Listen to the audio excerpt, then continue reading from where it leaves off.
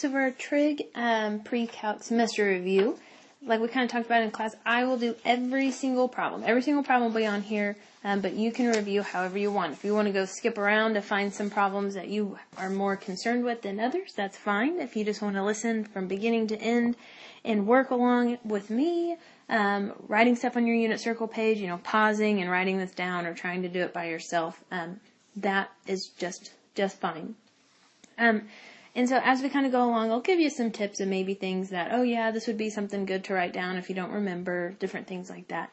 So we're going to start at the beginning. The review does go like our semester. It goes chapter 1, chapter 4. So chapter 1 is all of the review, algebra stuff. Chapter 4, all of our trig. Chapter 5, which has a little bit of identity, still some trig stuff. And then chapter 6, triangles, all of it. And it goes in that order. So if you want to go hunt for those law of sine, law of cosine problems, they're at the back. If you want to do the early stuff first, you can do that. That would be, at the beginning if you want to do chapter 1 stuff. That's where I'm going to start. So number 1 says, write the slope-intercept form of an equation of the line described. So slope-intercept form we know is y equals mx plus b. It's the easiest one that we can find. And we are given a point, and it says that it's also parallel to y equals negative 1/5 x minus 4. So out of this piece here, parallel we know that means the same slope. So whatever our new line is going to be, it's going to have the exact same slope. That's what we have. And so when we're given a slope, we know it's slope, and we have an x value, and we have a y value. If we have a point and a slope, we're going to use point-slope form to write our new equation. So point-slope form, this is maybe something that we feel like we need to write down because maybe we forget it just a little bit. So we get y equals m times x minus your x point plus y. So when we put all these pieces of information here, we just got to simplify. I know that I have negative 1/5 x minus my x point, plus your y value, so plus a negative 3 would be a minus 3. And if we distribute to simplify, looks like we're going to get y equals negative 1/5 x, which is what we wanted. We said it was parallel. We would need the same slope. Negative 1/5 times a negative 5, that's pretty convenient. That multiplies out to a positive 1. Minus 3, so we just simplify this to get slope-intercept. We get y equals negative 1/5 x, plus 2, minus 2. And we have our slope-intercept form. We did this really, really early, but if you have a point and a slope, we take point-slope, and we go to y-intercept, or slope-intercept. That's what we're going to have to do. And so maybe this comes in handy. Maybe this is something to write down. Who knows? It's up to you. Number 2, this one's going to be a piece of cake. I didn't even write all the answer choices on it. Which set of ordered pairs represents a function from P to Q? And they give you all these things. Basically is from P to Q, these are your X values, and these are your Y values. That's how they're going to match them all up. So we have all of these points, these sets of ordered pairs that are left. But which one represents a function? You guys always tell me that a function has to pass the vertical line test. That is true. But when that happens, we know that x's can't repeat to be a function. That is a no-no. They cannot repeat 1x for all the y's. 1x and 1y. The x values can't repeat. So like if we look at A, looks like my x values go 1, 2, 2. Oh, can't choose that one because the 2 gets repeated. B, they're all 3. Can't pick B. C, it goes 1, 3, 1, 3. Can't do that one. So it looks like D, where we have 2, 0, 3, 2, and 4, 0. I don't care that the y values repeat. That's not a big deal. But 2, 3, and 4, they are all different. So I'm going to go with letter D as my answer choice because the x values do not repeat. Keeping along with functions, we got our function notation, and it's f of x. And we see this a lot. We saw it with trig functions, all this stuff. Basically, f of x is a fancy y. We're just not going to panic about it. The only reason that x is in parentheses is because anytime it's not an x, it tells us what we need to plug in. So this is like 2 problems in one. I actually have to plug in 2 different things. The first time, I'm going to, instead of seeing an x, and I know this says x and then there's p's, really this should say f of p, and then wherever you see a p goes everything else. Okay, so we can do that. So the first time, if I see f of 0, that means that wherever there was a letter, now goes a 0. So it's not 3 times p squared, it's 3 times 0 squared minus 4 over 0 squared. And then the other one says f of negative 3. And we're going to be very careful that we put the negative 3 in parentheses when we do this, or you will get the wrong answer, and Miss Clauser will not be happy. So let's see. The top one, this is pretty easy. You have a 0 squared on bottom. You cannot have anything on bottom. The top is undefined. That does not work. You cannot have a 0 in the denominator. So f of 0 is undefined. You can't do it. You can't plug in a 0. It does not work. The top part you can. So let's see here. If we simplify this, negative 3 times negative 3, that's a positive 9. I'm not going to multiply the 3 times negative 3 first. Only the negative 3 gets squared. You guys know that. And on the bottom I get another 9. So let's see here. 3 times 9, 27 minus 4. Not times 4, minus 4. So it looks like I get 23 over 9. That does not simplify, so we're going to leave it as 23 over 9. If it was going to, since your final is going to be multiple choice, if you see all these decimals, try to type it in as a decimal, see what it is. I could probably guess, though, if like problems like this, it's going to leave it in a fraction. So anytime, all function notation is anytime you have something else besides a letter inside the parentheses, you plug it in. So remember, in class I did the silly f of smiley face or f of heart, and we could plug it in. Whatever it is inside, we plug in that. That's what we're going to do. Also, in early chapters, we talked about domain and range. And what we're going to do on this one, on number 4, is we're going to find the domain of the function. And we know that domain are x values. So basically what this question is saying is what x's are not allowed. That's what we're trying to figure out, that there's probably some x that's not allowed. And the reason why I know that is because I have a fraction. If this looks something like y equals x squared plus 2, well, big whoop, I can plug in any x. I could plug in negatives, fractions, zeros, positives, and I'm always going to get a number because I don't have a fraction. I don't have anything that's going to be undefined. I don't have square roots. You know, we can't have negative numbers under square roots. I'm always going to get a number. But because I have a fraction, I know something could go wrong because I know the denominator is a problem. That what we don't want to happen is I really, really, really don't want this denominator to be 0. I can't let it be 0. And so if I can figure out what number is going to make that 0, that's the number that cannot be in my domain. That's the x that is not allowed. So let's see here. If I was going to solve this, we're going to add 6 to both sides. So x cannot be 6. And we can see that. If I plugged in a 6 right here, I'm going to get 0 in the bottom and I get a problem. So I don't want to do that. We're going to take that out. So we're going to say I can choose everything else except 6. Everything else except 6.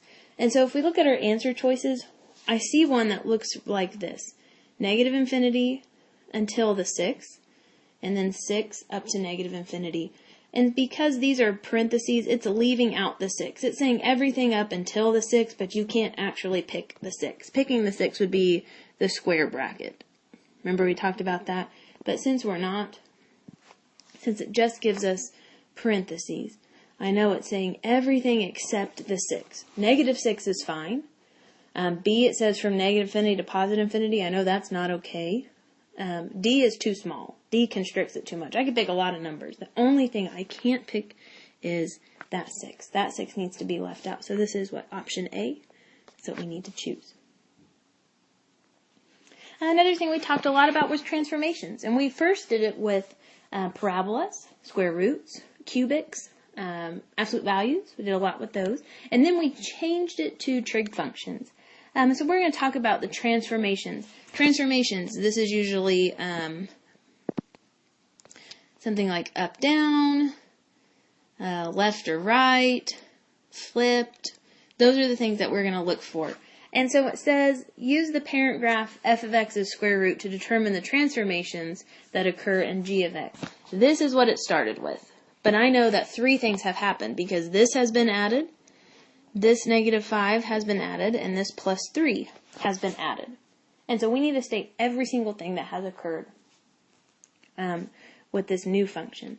One thing we do know, negatives in front, this has been flipped or reflected, whichever way you want to write it, reflect it, over the x-axis. It has turned upside down. It took it and flipped it. It went from being the square root to being square root. Turn it upside down. So we're looked at. This number tacked on to the end is an up-down movement. This has moved up 3 spots. So now I've sent it up. Every single point is up 3. And inside is always opposite of what we think.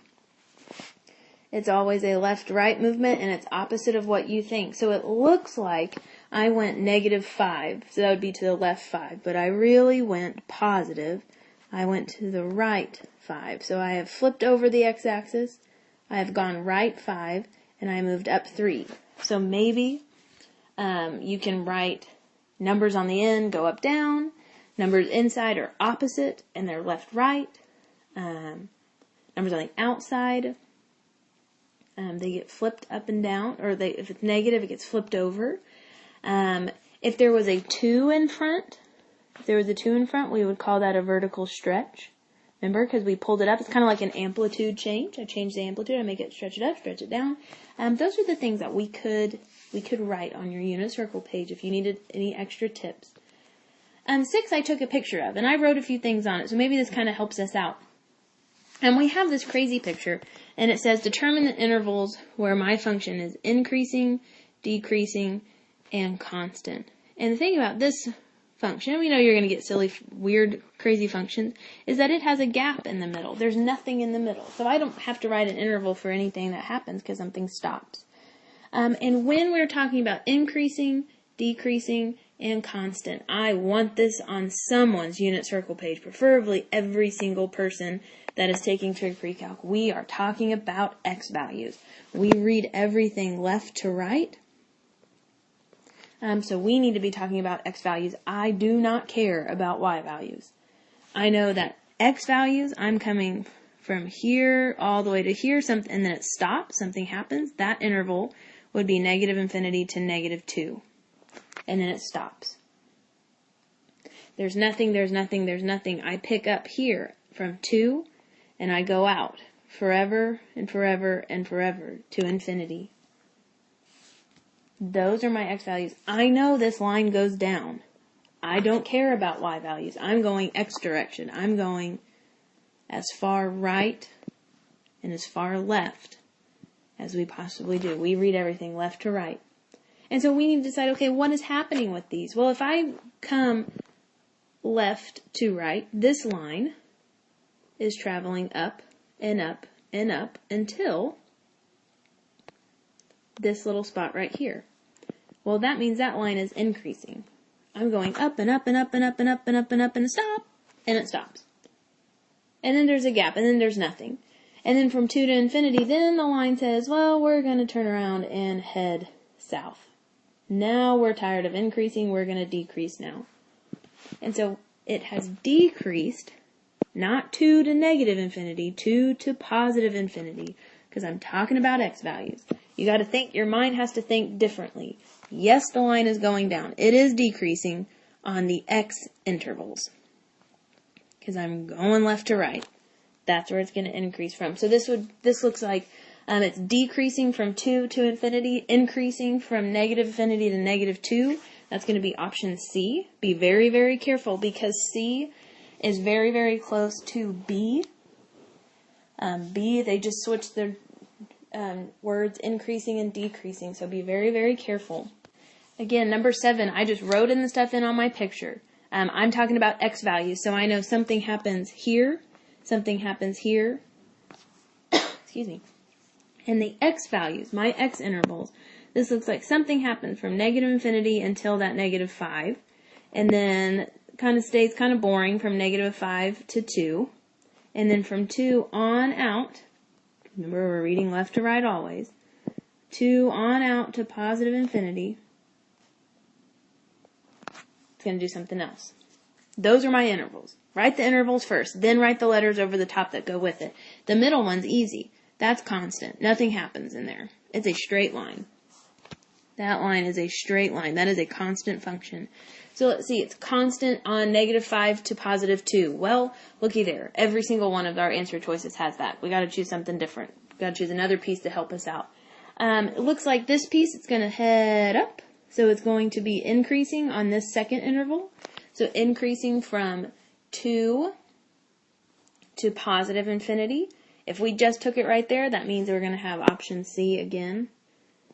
But we can fill in the last piece. This one is heading down. As I go left to right, this graph heads down. It is decreasing. So I decrease, I remain constant, and then I increase. This would be option C. Again, be very, very careful. B and C look so close, but they are different. A and D look really close, but the problem, they chose Y values. We don't care about Y values. It is always and forever X values on increasing, decreasing, and constant. All right, I'm going to do these two out of order. I'm going to do number 9 first. Number 9 gives you two equations and then says find G plus F of X. And so we know that when we see something like this, this means, hey, take G of X and add everything in F of X to it. Got it. So I'm going to take G of X. I'm going to add everything in F of X to that. And so, sometimes we think, well, how do I do that? If I'm just adding everything to it, you can say, oh, distribute the positive. Basically, just drop the parentheses. Adding means drop the parentheses, plus the 4x, plus the 1. I'm adding everything. Nothing changes. You don't need to distribute a positive. You just need to add everything together. I add this, I add this. We're going to combine like terms. It looks like nothing combines with that -x squared. So that one's done. I only have one thing with an x, so I have plus 4x. However, I do have, did I write something wrong? Oh, that was supposed to be, let me fix it. This was supposed to be a -1. So -1 here, -1. That was from I just wrote that wrong to begin with. So -1, -1. It looks like I do have +2, -1. So when I add them together, +2, -1, I get a +1. So that's my final answer. Anytime you see crazy notation that looks like this, just think about, okay, what sign is that? What operation is that? That said add, find the sum, add them together, add them up, combine like terms. The difference, number 8, you have a subtraction sign. So I'm going to take everything in F and subtract everything in G. This is where it does matter because it's not just minus the -3 or x cubed. It is also minus the -4x. So I get -3x minus 5 plus x cubed now plus 4x. All the signs on the second piece change because it doesn't matter with plus signs. It matters with subtraction signs. So let's combine like terms. It looks like I get x cubed plus x minus 5. Plus x is 4x minus 3. So I get my final answer. So we look at the operations. You could have multiply. That would be a dot. You could have divide. The other one we talked about is composition. Could I compose them together? It looks like fog or it looks like goff. It's an open circle. And this is really written F of G of X. So the thing I'm plugging in now, I'm going to take every single thing that is in G and I am plugging it in for A. We talked about whatever's inside the parentheses gets plugged in. Okay, so what was inside the parentheses is no longer a squared minus 1. Now it's 2a plus 4 squared minus 1. And so we know that if I see this little piece right here, I'm not going to distribute that square. You can't do that. I will slap your hand for that if you try it. Don't do it. We're going to FOIL. So we're going to write it out twice, and it looks like we get 4a squared, 4a squared plus 8a plus another 8a, so plus 16a. 4 times 4 plus 16, and that minus 1 that was originally there. We had an original minus 1. And we're combining just like terms, so these two are the only like terms that we have. So 4a squared plus 16a plus 15. So let's try another one. Maybe pause it this time. I'm going to just work it silently. So see if you can figure out how you would do this composition. This one, f, is the inside function. This chunk, do a different color, this piece has to get plugged in for that x right there. Okay, so I'm going to work it silently. So maybe don't look up, maybe see if you can do it yourself and see if we get the same thing.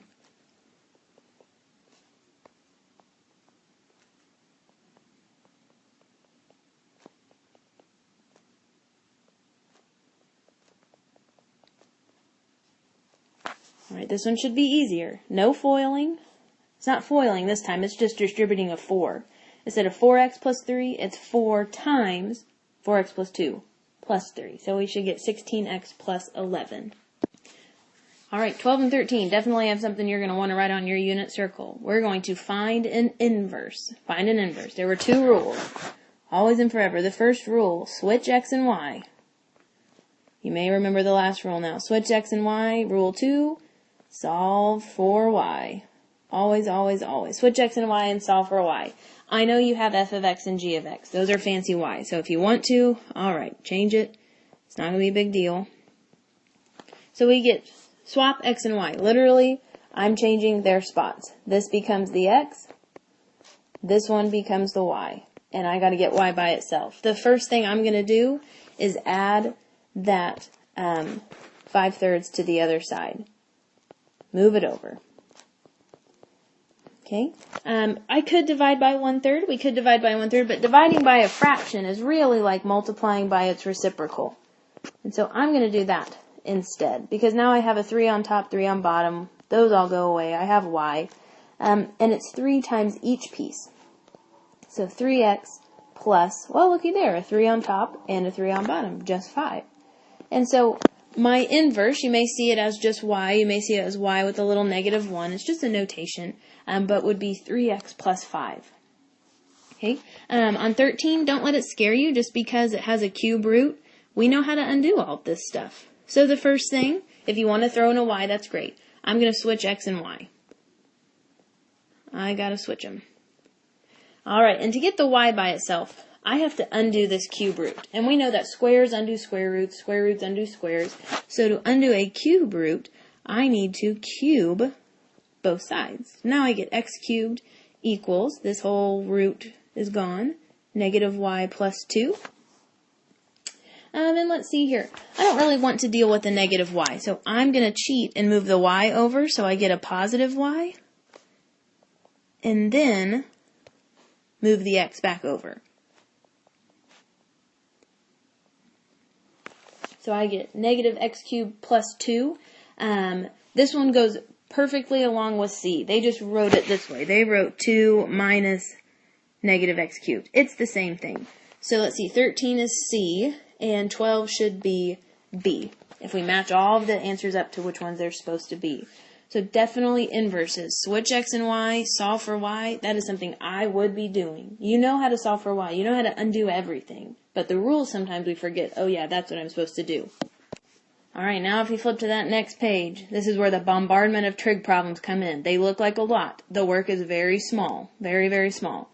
14 through 16. Use the unit circle to determine the exact value of theta in degrees. This is saying there is some angle or angles where tangent, where y over x equals square root of 3 over 3. Or negative square root of 3 over 3. I think I wrote that one wrong again, so let me put in my negative. Negative square root of 3 over 3. Okay, all we have to do is go hunt around our unit circle to find something that's going to give us a y over x is going to be a negative square root of 3 over 3. I'm going to help you out. Don't pick quadrant 1. Don't pick quadrant 3. Why? Because these are double positives. These are double negatives. I'm going to have a negative over a negative. I don't want that. I want this number to show up to be a negative number. So it's going to have to be in quadrant 2 or quadrant 3. So let's see here. If I go to quadrant 2, let's try one. Let's try 150 degrees. If I try 150 degrees and its y value should be 1/2, its x value is negative square root of 3 over 2. The denominators are going to cancel out. They're going to divide out. So I'm left with 1 over negative square root of 3, and we can't have square roots in the bottom, so we move it to the top. Well, looky there. What do you know? 150 really does work. And we're going to see if there's another one. I'm going to go, good place to check straight across. If I check straight across at 330, it's usually a good place to check. You can check everywhere else. The 120 is not going to work. The what is that one? 310? 300, sorry. The 300 is not going to work. So the y over x that's going to give us what we want happens at 150 and 330.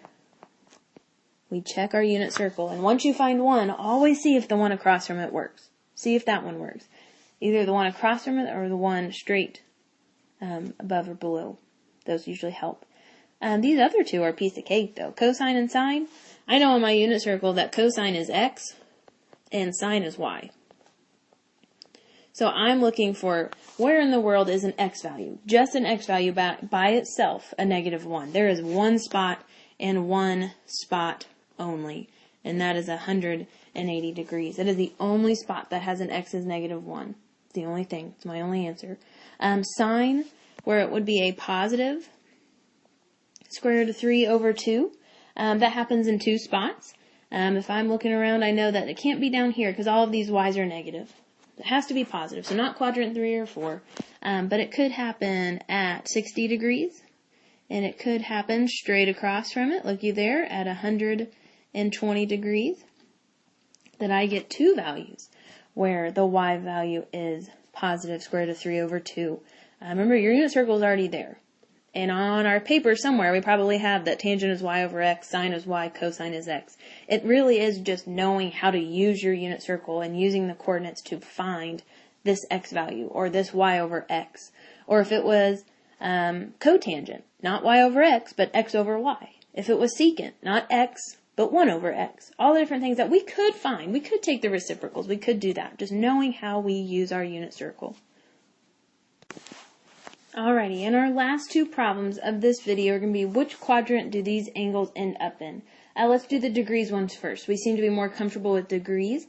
This is a huge angle, much bigger than 360, and we're going to figure out just how much bigger than 360 does this angle go. So if I do 564 minus 360, then I get 204. So that means this angle has not only gone 360 degrees, but has gone 90, 180, 204 more degrees. Not quite an extra 270. So it's going to fall back within quadrant 3, or we could do Roman numeral 3. That's where it's going to end up. When we get to the radians ones, don't panic. Forget about the pi for a second. If I do negative 5 over 12 on my calculator, I get negative 0.42. So it's not quite negative 1/2. I know where half of a pi is. Positive 1/2 pi, pi over 2 is up here. So that means that negative 1/2 pi is below. And it's not quite there. It's a tad bit smaller. So that means it doesn't quite get all the way to negative 1/2 of a pi. It stops short. It stops short of 1/2 of a pi. It falls within quadrant 4. So that one. So if you get something that is a radian and it has a crazy fraction on it, figure out what the decimal is. I knew this one says, well, it's almost a half or negative 1/2 of a pi. It almost goes all the way down 90 degrees, but it stops short. It's not quite there. And so I can say that's where I'm going to look at.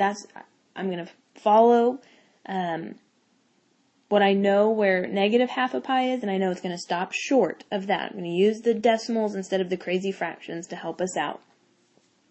So maybe that's a little tip right on your unit circle, but quadrants usually we're pretty good at where these end up. Back up with number 19. We're going to find positive and negative coterminal angles.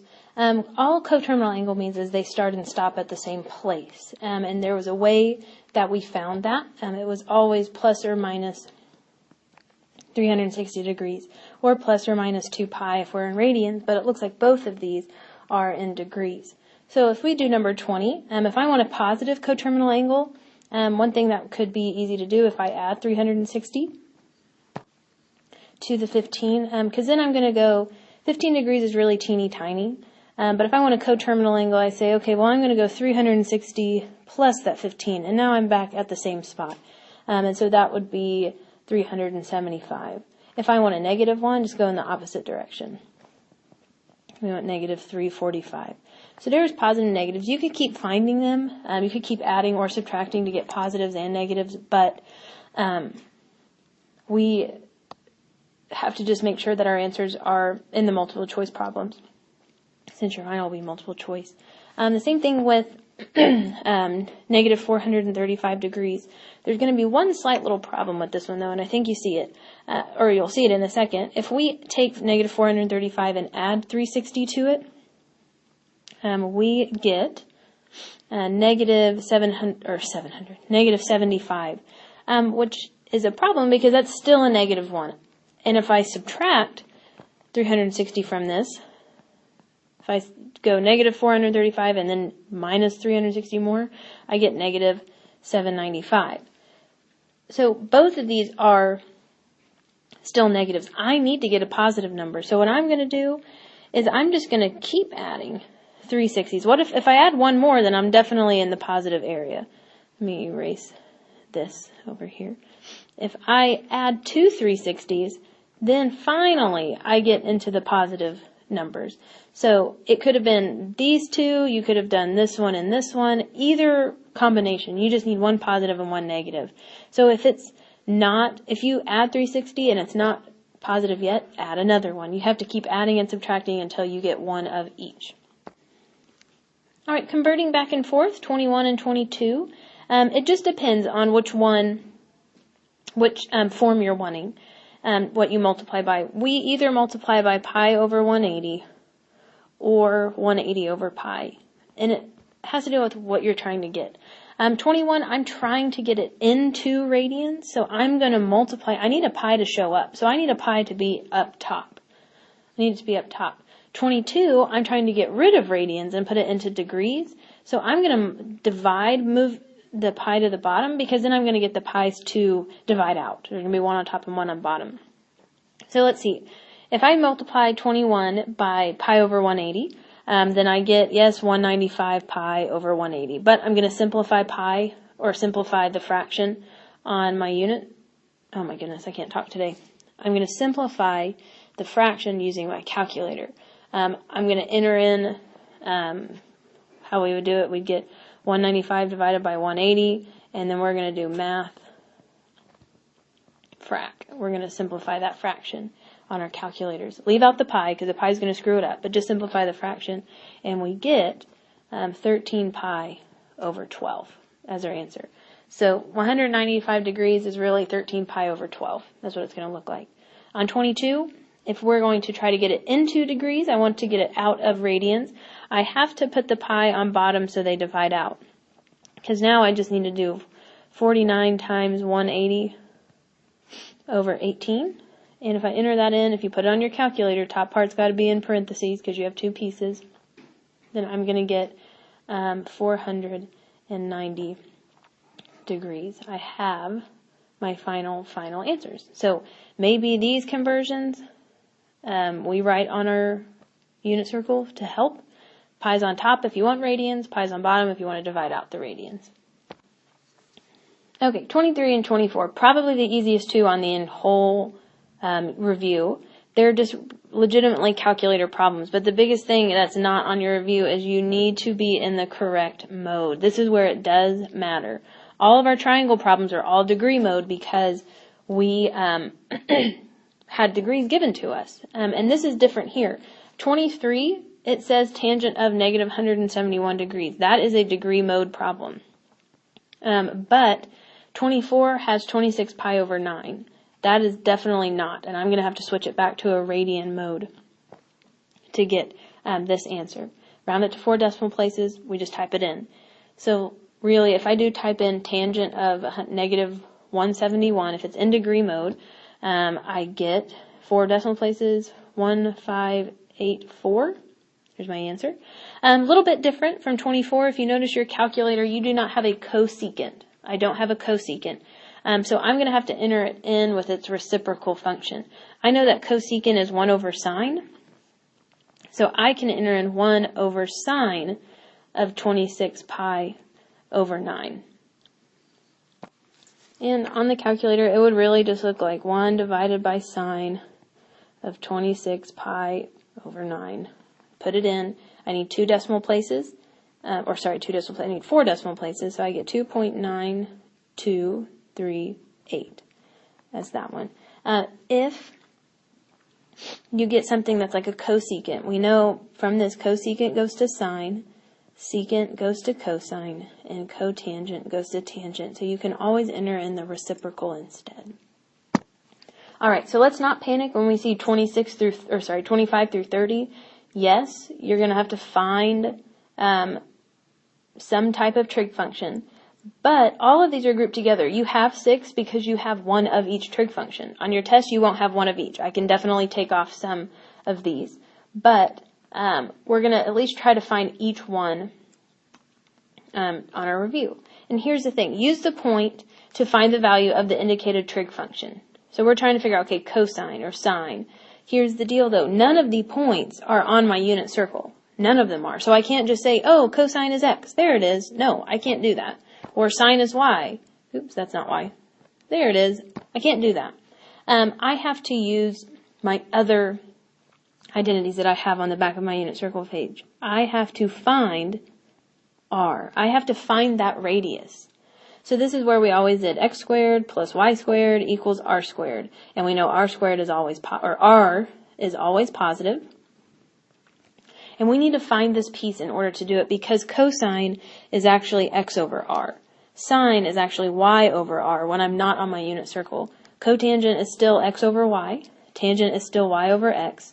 But secant, it's not 1 over x. Now it's r over x.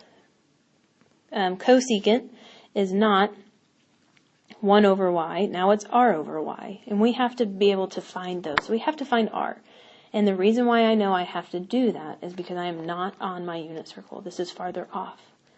And so we can find that. If we were going to test out, say, 25. Let me erase this so I have a tad bit of space. So 25, I need to find r. So I'm going to have to try x squared, so square root of 13 squared plus negative 6 squared equals r squared. So let's see here. We get 13, I just take the square root off, plus 36 equals r squared. Well, conveniently, that is 49, so r is just 7. Got it. R is just 7. So I need to find cosine, which is x over r, which will be x. Square root of 13 over 7. There we go. As long as I find r, I can find any of these. If you kind of notice, 2 of them are going to be a piece of cake. I'm going to skip around. 27 and 29. Cotangent is x over y. Tangent is y over x. I don't even need r.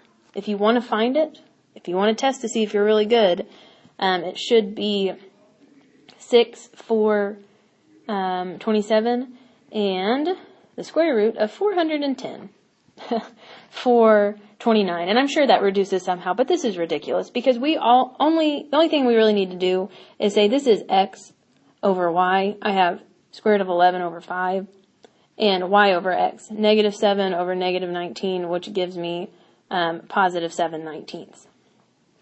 So if you get a tangent or cotangent, consider yourself lucky because you don't have to do any extra finding the r on those. But the other two, we can do this. So let's try. If we need y over r, let's try to find it. I know negative 3 is going to have to be on top. We just need to find r.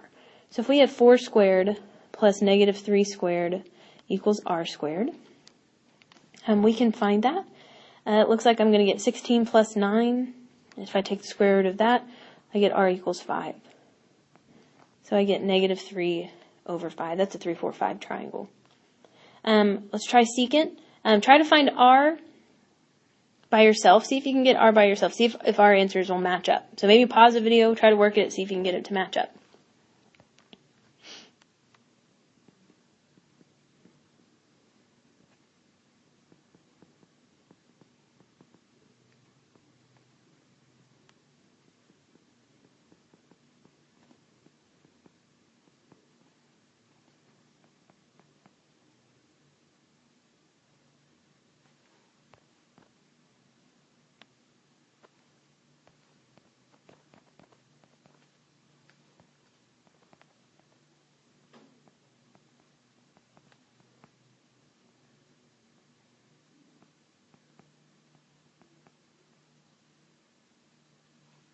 Alrighty, so 28 is probably the most detailed one. To find r, I square both of those pieces, add them together, take a square root, and I'm going to get, you can kind of see the work, I'm going to get r squared is 100, so r is just 10. And if secant is r over x, then I get 10 over negative square root of 19. And we can't have those square roots in the bottom, so we're going to multiply top and bottom by square root of 19 or negative square root of 19, whichever one. And we're going to get negative square root of 10, negative 10 square root of 19 over 19. I'm stumbling over my words in this one. But that one's the most work required. 30, we already did 29. 30, this one's not going to be too terribly hard. I'm going to take negative 2 squared plus square root of 5 squared equals r squared. Looks like I get 4 plus 5 equals r squared. R is going to be 3. So if I need to find r over y, it looks like I get r over y. So 3 over square root of 5. Can't leave the square roots in the bottom. We're going to multiply top and bottom by that square root. And I get 3 square roots of 5 over 5. So each one of these we have an answer for. Not every single one did we need to find r. We didn't have to do that. You remember tangents and cotangents, we don't have to. But if you get a point that says find the trig function, and that point's not on my unit circle, we have to find r. We have to find it. So maybe somewhere around these problems put find r. Maybe on your unit circle, given a point not on the unit circle, find r. You can write that next to your identities. You already have these on your page, whichever ones. Whatever you feel like you need to write down, go for it.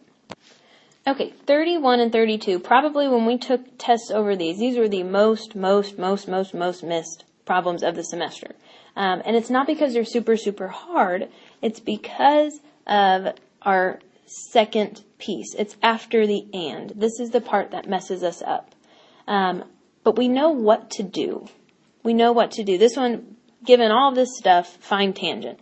So eventually, I'm going to have to figure out a y over x. On 32, it says, eventually find cosecant. So eventually, I'm going to have to find r over y. I can do that. I know these have to have the r's included because these fractions that I'm seeing, I don't see these fractions on my unit circle page. And so what we're going to do is these clues at the beginning, they're going to give us a few pieces of info to help us out. So let's see here. I know for these, I'm going to have an x, and a y, and an r. I can find all these pieces. So let's see here. Cosecant is negative 5 over 3, and theta is in quadrant 3. Got it? Find tangent. Okay, we can try this. So cosecant, I know, is r over y. And one thing I do know about r is always, always, always positive. So this negative, it actually goes down here with the 3. Notice it's just in front of the 5/3. It can't go up with the 5 because that 5 is a positive 5. So I know that y is a negative 3. Y is a negative 3, r is a positive 5. Here's where we would get tripped up because of this piece over here. Theta is in quadrant 3. So I don't know x. I can find x, but theta is in quadrant 3. What that means, what do we know about quadrant 3? I know that x is negative and y is negative. Well, we know y is negative. Just look over here. You got a negative y.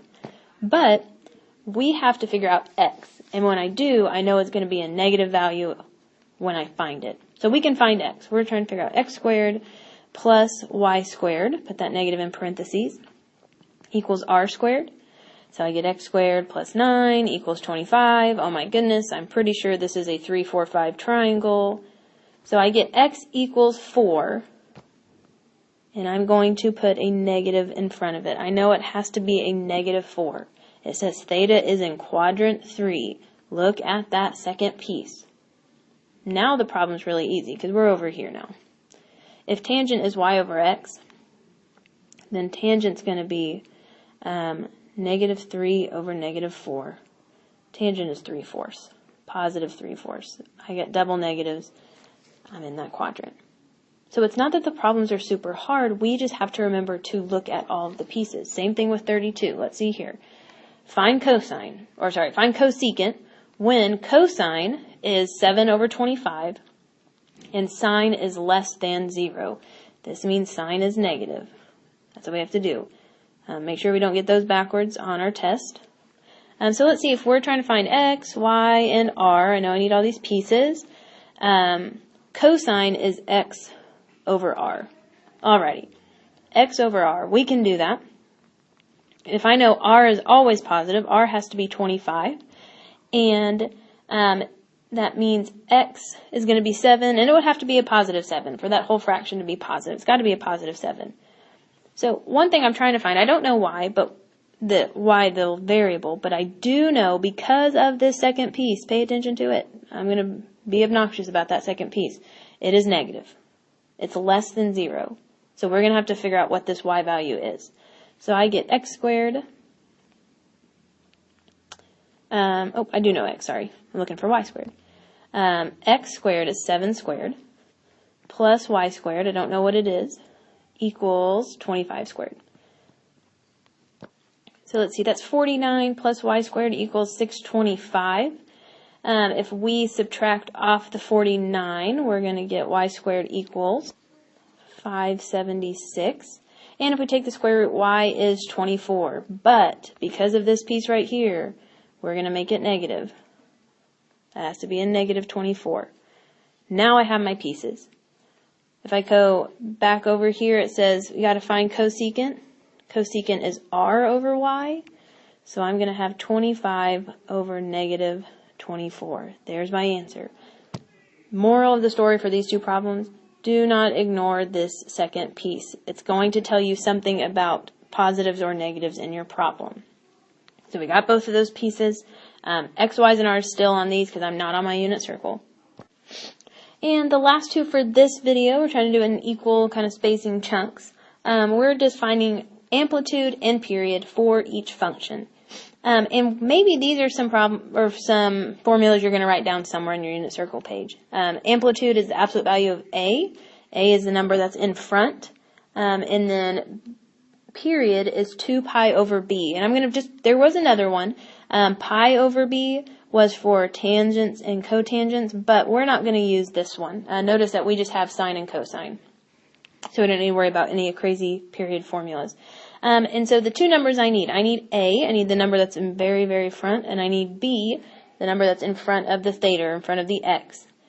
So if I'm trying to find the amplitude for this first one, amplitude is absolute value of that number in front, so the amplitude is just 3. And the period is 2 pi over b, 2 pi over 2, so period is just pi. So I got my two answers. 34, amplitude is just 1/6. We have that one. The period, my b value is not 7, it is 1/7. It is dividing by 7. Dividing by 7 is really like multiplying by 1/7. So when I try to find period, I have to do 2 pi over 1/7. And instead of dividing by fractions, because we don't do that, we multiply by reciprocals. So this is really like 2 pi times 7. My period is 14 pi. It has stretched this thing out a lot. So even if you have something crazy that looks like this really crazy fraction, don't worry about it. We know if we have something over a fraction, I'm just multiplying by the reciprocal. So maybe from this video, we add things like the amplitude and period function. We talk about x, y, and r. There's the bell.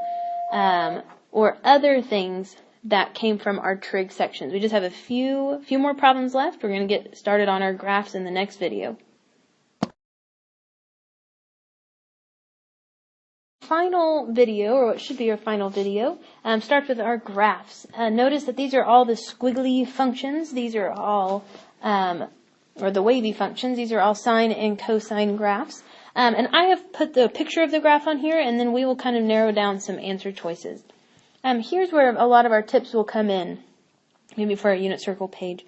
One thing that I notice about this graph is that it goes all the way up to a 2, and it goes all the way down to a -2. And if I cut the graph right in half, it looks like that's right at 0. That's my height of each one of the hills and the valleys. That's going to tell me the amplitude. So I know the amplitude needs to be a 2. That number in front, whatever it is, it has to be a 2. It has to be a 2. So if we look at just our answer choices, that automatically narrows me down to A or B. That's the only, C doesn't have a 2 in front, and D does not have a 2 in front. So we've already narrowed that down. That's awesome if we can do that. Now it looks like the only difference between the two is it a sine or is it a cosine graph? Those are the difference we have to decide. And there's one place that we can look, and it is right here. That only one of the graphs crossed through the origin. If you don't know what it is, put it in your calculator. Go to y equals and put y equals sine of x. See if that goes through the origin. Then delete it. And then put in y equals cosine of x. See if that goes through the origin. Then delete it. The one that will go through the origin is sine. Sine always, or not always. Sine in this case will go through the origin. The only time it wouldn't is if we moved it up, down, or like left, right. We're not going to. Notice there's no left, right, up, down movements on any of these. I'm only changing the amplitude or the period. Because this one did go through the origin, I know that it's sine. So it has to be this other one. You know, I didn't figure out why this number is there, but I didn't need to. I needed to know that this number in front, my amplitude is an A, and because I know it's sine, because it went through the origin. So I know A is my pick. So let's see some other ones. 36, a little bit different. I know it's either going to be a sine or a cosine graph. Let's put our choices up here. It's either A, it's B, it's C, or it's D. See if we can narrow some out. Sine or a cosine. I haven't moved anything left, right, or up, down, and it does not go through the origin. There's nothing there. So I know one thing. This has to be a cosine graph, just based off that. If I haven't moved anything left, right, or up, down, it has to go through the origin to be sine, and this one doesn't. So this one has to be a cosine graph, which means I can eliminate, let's see, I could take out B. B is a sine graph. And I could take out D. D is a sine graph. So let's look to see what we have. It goes up to a 1, it goes down to a -1. That doesn't change. This one, it looks like the thing that is different is that B value. So I'm looking at, this is either y equals cosine of, I'm going to do it like this, 1/4 x, or y equals cosine of 4x. And we can find this. And here's how we're going to tell. I need to figure out how long it takes to go through a complete cycle. And one way we could do that was going hill to hill, you know, mountain to mountain, or valley to valley, or one up and one down. That is also a cycle, but hilltop to hilltop in this case is the easiest. And it looks like that took pi over 2. So I know something. I know that my period is pi over 2. So that's what my period is. The period is pi over 2. But what I need to figure out is, what is this B value? What would make it shrink? Because this graph has shrunk down. It got squished. It got squished together. And I need to figure out, there is some number that's going to make it squish down. And if I figure, okay, how do I get 1/2 of a pi? What number would I have to put there? That B value has to be a 4. That number has to be a 4 to make it squish down. If I want my graph to get smaller and smaller together, I got to put a bigger number inside. So this one is what, C? I got to put a bigger number inside. If I put the 1/4 on the inside, that's going to actually go the opposite direction. It's going to make this graph stretch out, and we don't want that to happen. We want it to get smaller and smaller. So I got to put a bigger number in there. So C is my final answer. How else you could do it if you got it narrowed down to these two? Plug it into your calc and see which one looks like it. See which one looks closer to the one that's on your page. All right, in our final graph, 37. We know our answer choices are A, B, C, and D. So let's see if we can eliminate some. No, none of the answer choices look like they've been moved up, down, or left, right, and this does go through the origin, so I know it's a sine graph. It's got to be a sine graph. So that means I'm down to C and D. Can't be either of these two. A and B are both cosine graphs. It looks like my amplitude is 1, but both of those are 1, so that doesn't eliminate anything for me. But the thing that's different between these two is that the period is no longer 2 pi. So I could go hill to hill, this valley to valley. This one's actually easier to go 1 up and 1 down. That is a complete cycle, and it took pi. It normally takes 2 pi. So there is some number, some B value, that is making the period go from 2 pi to pi. I've shrunk it down. I've squished my graph together. Not as much as the other one, but I've squished it together. So that means I need to put a bigger number in there. This B value, how do I get 2 pi over B equal to pi? That B would have to be a 2. That'd have to be a 2. So I would need to pick y equals sine of 2x. So that's D. I got my last answer, which is D. Again, if we were debating back and forth between which sine or which cosine graph to pick, try plugging it into your calculator to see which one looks the same. Which one looks the same. It may be harder to tell, but that is our last option. If I know my graph has been squished together, like we see it here, I know I have to pick a number that's bigger than a fraction put inside. I know I have to pick it, so I get option D. All right, we finally made it to these other ones with triangles. From 38 on out is Chapter 6, our very last test, the most recent test we took. We're going to look at these triangles. So we're going to, 38 and 39, we're finding the measure of the indicated side, the one that has an X next to it. These two are right triangles, so we are going to use SOHCAHTOA if we can, which we should be able to. They're right triangles. It's going to work.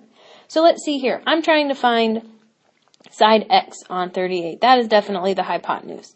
I am given, if everything's based off that 21, I'm given the opposite side. So opposite and hypotenuse, I'm going to be using sine of 21 is 11 over X. I don't know what that is.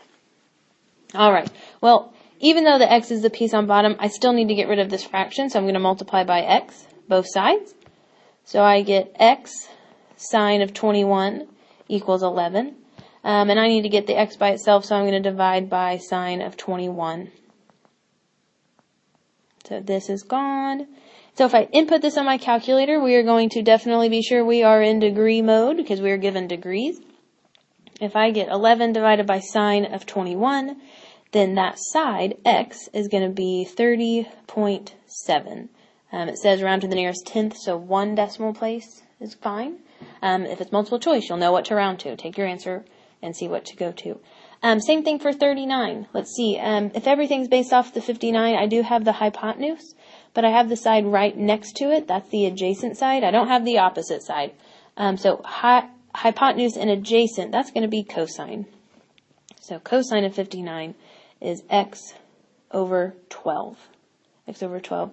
This one's perfect because if I just multiply by the 12, I'm going to get the X by itself. X is 12 cosine of 59 degrees. Again, I'm in degree mode, so X should be 6.2. We got our 2 answers that we needed to find the side. 40 and 41 is very similar, but since you are finding the angle, you will be taking inverse of whatever. And they are still right triangles, so I can still do SOHCAHTOA. Still applies. So let's see here. I forgot to put the right triangle on 41. There we go. So let's see here. Based off theta, I have the side straight across. I got the opposite side, and I have the side right next to it. Got the adjacent side. So I'm going to try to find tangent. Tangent of this angle, whatever it is 5.3 over 14. Well, to get just theta, I got to take an inverse. So I'm going to do inverse tangent of 5.3 over 14. So it looks like my angle, theta, is going to be 20.7 degrees. Angles mean inverse. Okay, I want you to pause the video, see if you can work out 41, and then check back here to see if we get the same thing.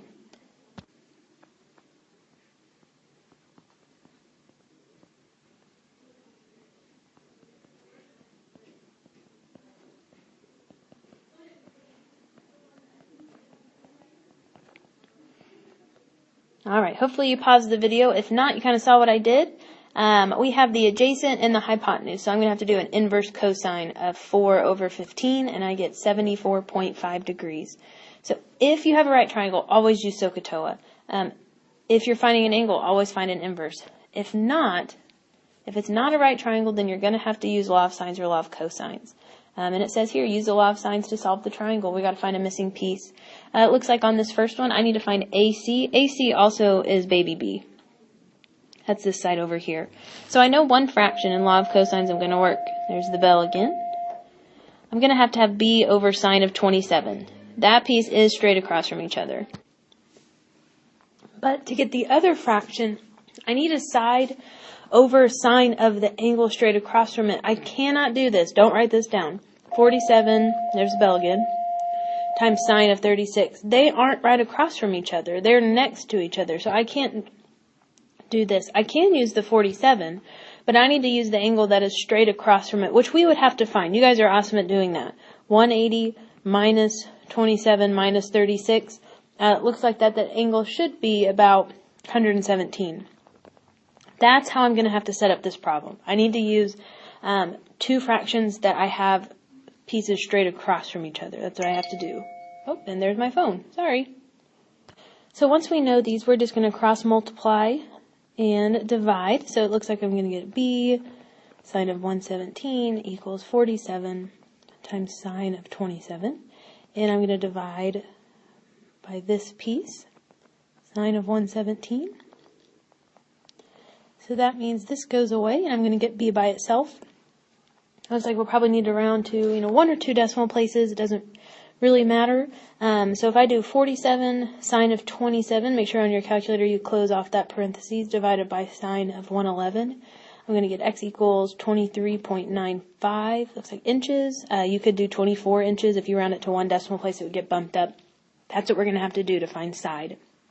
I'm going to use the law of sines again, except this time I'm trying to find an angle. So on 43, I need to take an inverse. I'm looking for an angle. So I need to find angle B. One good thing, I do have a piece and the side straight across from it. So I'm going to have 15 sine of 30. I have that. I'm trying to find angle B, and I do have the side straight across from it. So it's 30 over sine of B. So just like before, we're going to cross multiply. It looks like I get 15 sine of B equals 30 sine of 30. I'm going to divide by 15. And so now I get sine of B is 30 sine of 30 over 15. That's what I get. Not B, but sine of B. So in order to get just B, I need to take an inverse sine of this whole chunk right here. 30 sine of 30 over 15. Got to enter that in. Make sure, again, after the 30, you put that in parentheses. When we type this in, out pops, well, looky there. This was actually a right triangle. So a law of sines you can use on right triangles, but it doesn't always, I don't always know this is a right triangle. It could just look like it. The picture kind of looks like it, but we can't always be sure from just throwing out a 90, but a law of sines can help us find that one. All right, law of cosines, we're going to have to be careful. We got our formulas on our unit circle page anyways. Let's do 45 first. I think the angle ones we're more comfortable with. We're trying to find angle A. We're trying to find this one. So that means we're going to have to use that cosine of A as some scary formula. I want you to write this, though. Next to the 6, I want you to write last. That is the piece that on the numerator I need to write last. That's the subtraction piece. Because no matter which one of those formulas you pick, whether you're finding A, B, or C, it's always the other two sides squared. I add those together. And then the side straight across from it is the last one you write, and you subtract that off. So I get 14 squared plus 9 squared minus the 6 squared. And then those first two numbers come back again. Over 2 times 14 times 9. I'm going to try to avoid calculator errors. I don't want to get an error or miss a parenthesis, so I'm going to simplify the top and then simplify the bottom. It looks like the top I get 241 over 252. And then that is what I'm going to take an inverse cosine of. I have to inverse it because I'm finding an angle. Can do that. And it looks like A is, well, if we round it to one decimal place, it's about 17 degrees. You could put 16.99, but that's going to round up to 17 degrees to find that. Again, I took an inverse because I was finding an angle. Don't let the formulas freak you out. Don't let them freak you out. You got A's, B's, and C's, put them in their spots. For 44, it says find side BC. Side BC has another name, so that is also baby A. So we're going to find baby A. We need the formula that starts with the little a squared. And the little a squared says, I take the other two sides and I square them. I subtract off 2 times one side times the next side times cosine of that angle straight across from it, 34. So I can find that. I'm going to type it in my calculator as one gigantic square root, so I can get A just by itself. And A if you get on your calculator, it's like 9.995. Basically, it's 10 centimeters. That's the length of it. 44 is easy to plug in on your calculator. It doesn't give you as many spots for error. I mean, if you really want to be careful, maybe put parentheses around this whole big chunk back here when you subtract it off. But 45, I'd be very careful about that fraction. There's no harm in simplifying top and then bottom. 46 and 47 are area formulas, and we have two different ones. If we have 47 as side, side, side, that means I'm going to use Heron's formula. That's that crazy one with the square root. 46 is side, angle, side. That means I'm going to use the one that starts with the 1/2. So if we start with the side, angle, side one, 46, I think this one's a lot easier.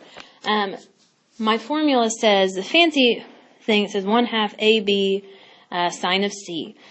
Basically, it just means two sides and the angle in between it. So I have 1/2 times 9 times 13 times sine of 21. And if I just type that straight into my calculator like I see it to the nearest tenth, if I round it up, I'm going to get 21 square kilometers. That is the area of that triangle. 47 is a little bit different. Because of Heron's formula, we know Heron's formula is the big square root, and it says S times, oops, I messed that up. Let's start over. S times S minus A times S minus B times S minus C. All those other sides. But we got to find S first. That's adding all the sides up and dividing by 2. So if we do that, we're going to get 11 plus 9 plus 14 all over 2. We should, excuse me, get 17. Once we have that piece, once we have S, I kind of did this out of order. There we go. Once we have S, then I can just type it straight into my calculator. It looks like I get 17 times 17 minus 9 times 17 minus 11 times 17 minus 14. I type it in, out pops 49.5 square kilometers. They're both kilometers in this case. It could be square inches, square centimeters, whatever unit they gave you. So know the difference between those two formulas. Maybe you write next to Heron, side, side, side. Maybe you write next to the 1/2 one, side, angle, side, whichever one. Whichever you want, just make sure you kind of know the difference on your unit circle. All right, we've finally made it to the last three, 48, 49, and 50. And you get to see my beautiful sketches. So here we go. Submarine is cruising at the depth of 85 meters. So let's get that. Here's the water. There is a sub down here.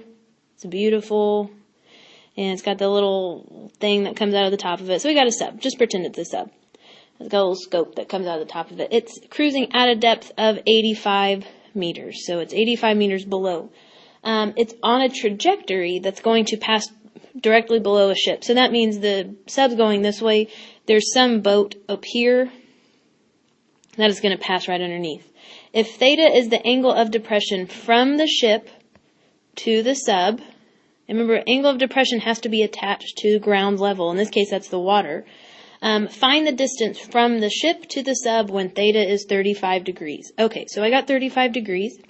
And I can kind of see where this triangle is going to be made out. One thing I know, it's a right triangle. I'm going to go straight down to find the depth. We just need to figure out which other side of this triangle we're trying to find. It says find the distance from the ship to the sub. That would be the hypotenuse. From the ship down to the sub.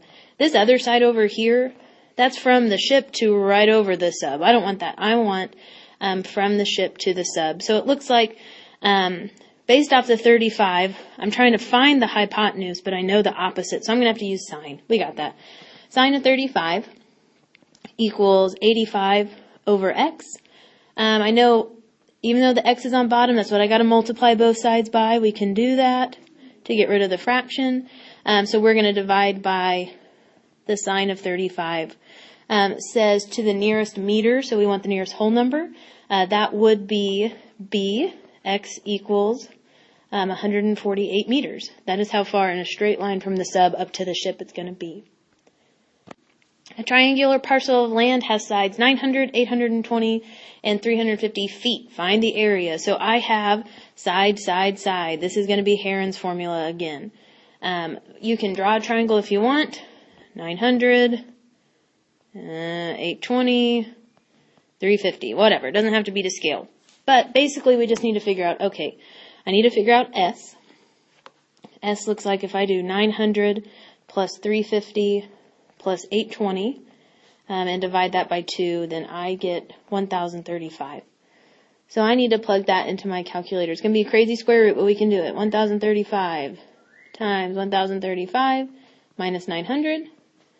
1035 minus 820. 1035 times 3 minus 350, the last piece. And this one says to the nearest foot. So if I get 143,450.3, that's going to round down to 143,450 square. I can't write today. 150 square feet is where it's going to round down to. So just pay attention about what it tells you to round to. But since they gave me every single side, I know that had to be Heron's formula. All right, last one. In our favorite problem in the world, there's a ladder leaning against a building. So let's see. We need a building. It's going to have windows. It's going to have a door. There's a ladder that's leaning against it. It is 15 feet long. Someone is deciding to practice whistling outside my door today. Good times, people.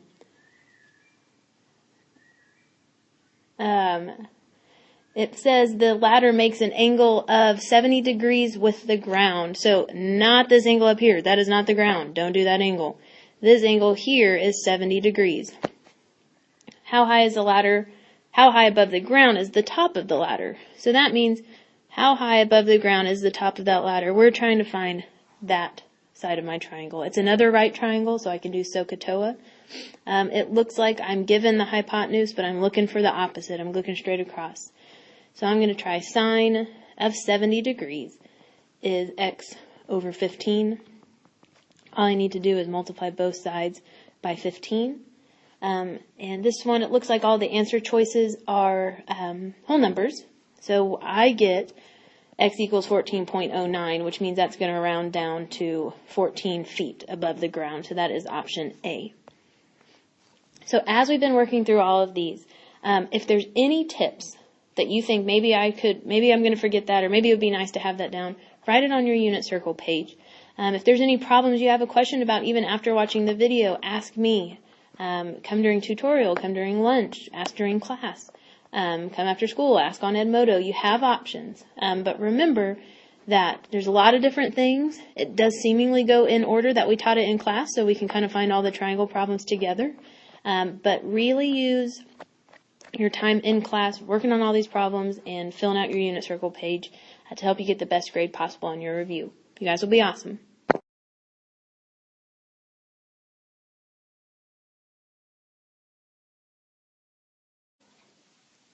Okay, and the last section of the problems that we added were our trig identity problems. There's going to be those 5. The first 3, we just need to simplify down as small as possible. But 54 and 55, they have the equal sign, so we know that we have to turn the left-hand side into the right-hand side. So we don't touch the right-hand side. When we did trig identities, we kind of had these 4 rules that we kind of ran down the list. Okay, every time we had a problem. The first thing is, does something factor in our problem? And that can be as small as a GCF. That could be difference of squares. It could be just any type of factoring. But something, if it looks really gross, like if we have, you notice there's a common term or you have bigger exponents you want to factor. Okay. Another thing we looked, if we had more than one fraction, do I have to get common denominators to combine a lot of stuff into one big term? Number 3, the Pythagorean identities. Those are the ones, okay, they have the squares, okay, and the ones in them. When we look at that, they have like sine squared plus cosine squared equals 1, 1 plus tangent squared equals secant squared, and then, and then there's one with cotangent squared and cosecant squared. So those are the things we look at. If you notice that there's some bigger exponents and you maybe have a 1 somewhere in there, that we could look at those. But the last one, if all else fails, or if your problem starts pretty simple, then we would look for sines and cosines. If we have we just switch everything to sines and cosines, because there's so many identities that we have that involve sines and cosines, and every trig function we can write as something with a sine or a cosine. So when I say simple identities, things that don't look too complicated, like 51 and 52, they don't look very complicated. We just have to get this as small as possible. And so these would be ones where maybe sine and cosine, we can just start out there. If I run down the list, they don't have common factors. They don't even have squares for me to do Pythagorean identities or to factor anything. There's one of them that has a fraction, but it's already one fraction. So I'm really kind of down to my last option of sines and cosines. And 51, this is great because you already have a sine of x. So really, I just have to change secant into something with a sine or a cosine. And if we check the back of our identities, we know that secant is 1 over cosine. It's a reciprocal identity, so we can switch it there. And now we can combine this into one term that says, well, this is just sine of x over cosine of x. And we know that sine of x over cosine of x is really tangent of x. And now we've simplified it down as small as we possibly can. Okay? So we know that you could have more than one term, but most of the time you're just going to have one term when you simplify it down to. Okay? We can do the same thing with 52. I have this fraction that says cosecant of x over secant of x. Well, there's really, right now, nothing we can do. There's no factoring, there's no fractions to combine, there's no Pythagorean identities with squares or ones. So again, I'm back to this rule of maybe I just need to change it to some sines and some cosines. Okay, so we're going to check the back. I'd have to change both of these, but I do know that cosecant is 1 over sine of x. Okay, so I could do that, and I'm going to have one big, gigantic tower of math. And secant, as we just talked about, is 1 over cosine of x. And so this looks really ugly, but it's going to be helpful in about 2 seconds. Okay? Instead of, dividing by a fraction, we know that dividing by fractions is the same thing as multiplying by reciprocals. So let's do that instead. Okay? So it's really 1 over sine of x times cosine of x. And a lot of the times we like dividing by reciprocals because, we're like, oh, maybe something will cross out, it's going to divide out. I don't see anything that's going to divide out because cosine doesn't cross off with a sine. So we're just going to combine this into cosine of x over sine of x. But this is actually helpful because we just talked about sine over cosine was tangent. But I have cosine over sine, which is going to be cotangent. Okay? It's a reciprocal of each other. So cosine over sine equals cotangent. Again, I get it shrunk down to as small as we possibly can. Those are some things we're going for. Sines and cosines are really, really, really helpful. When we get to 53, 54, and 55, now we start seeing bigger exponents. So this is where possibly factoring could come in, or at least Pythagorean identities. And on 53, I kind of see some relations with the top and the bottom. Okay, we know 9s and 3s sometimes go together. I see some squares.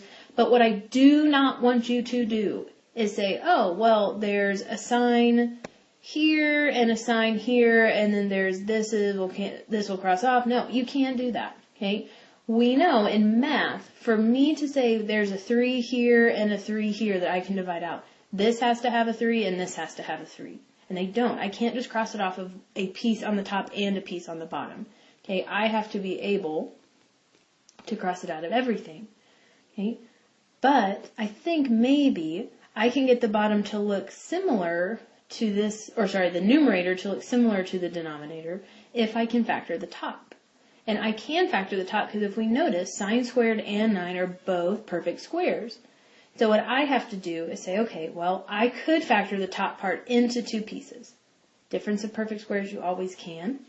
Okay? So the sine is first, right? Sine squared. So in order for me to get a sine squared, I'd have to have a sine in the front of both of these factors. Okay? And the 9 comes second. And in order for me to get this 9 that's back here, when I multiply them together, perfect squares, I'd have to have a 3 and a 3. Okay? But when we know that if I FOIL these two pieces together, I have to get back to this. Okay, if I multiply them together, I have to get all the way back to sine squared of x minus 9.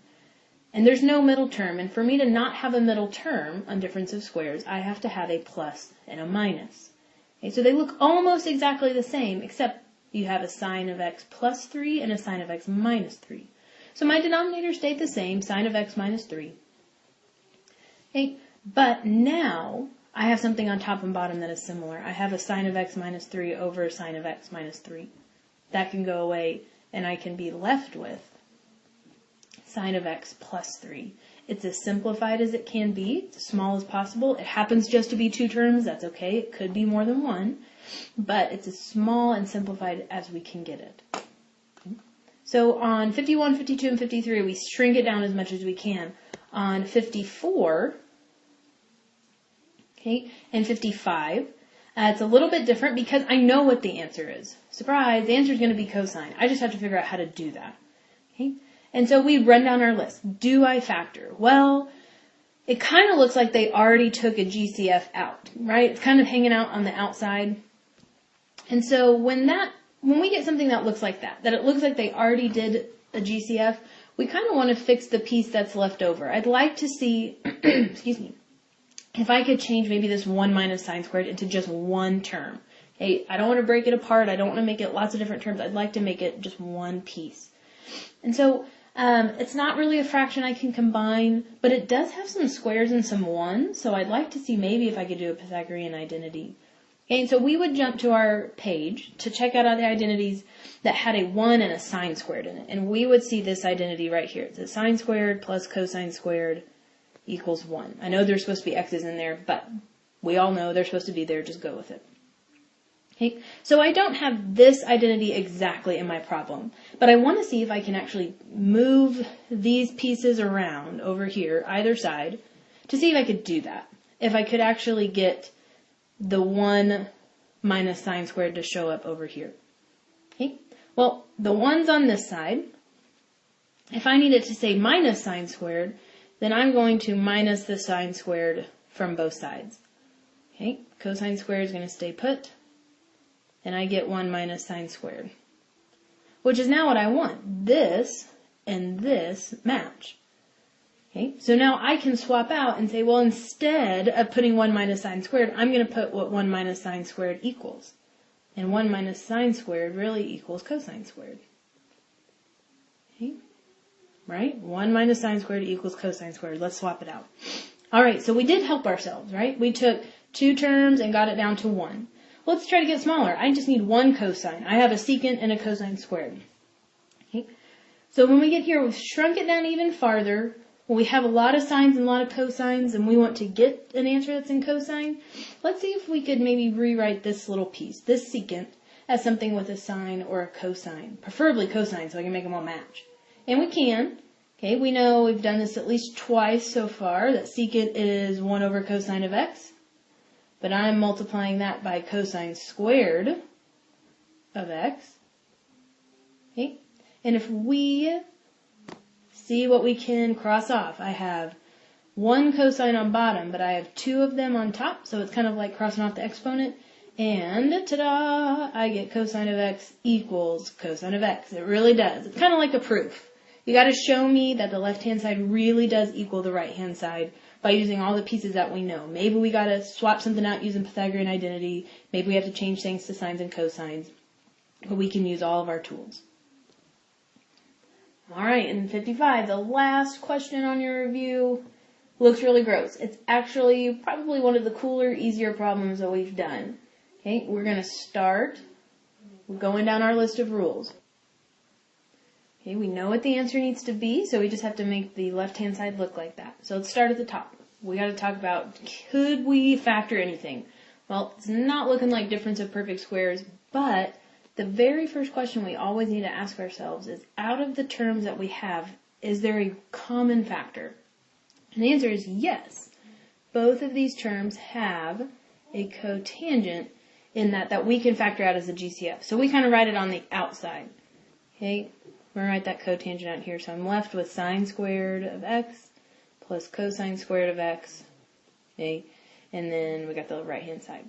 So now it kind of looks like number 54. 54 started with it looked like they had already GCF'd something out, but now we did that.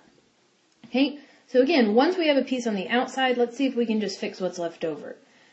Well, hopefully, this little piece on the inside kind of sets off alarms in our head that we know something about sine squared plus cosine squared. And there's a big fat identity on our unit circle page that says sine squared plus cosine squared is really just 1. Okay, so I can replace everything in that chunk with just a 1. Now I get cotangent times 1 equals, cotangent. Looky there. And in 2 steps, we go from something that looks pretty awful to something that looks pretty nice, and we get our answer. Okay, remember that just because these look gross doesn't mean they are gross and super hard. We just need to keep our rules. Okay, factoring, fractions, Pythagorean identities, and sines and cosines. Maybe jot it down somewhere, okay, on your review. Kind of make a note of it so we can study that for our final. You guys will do great, I promise.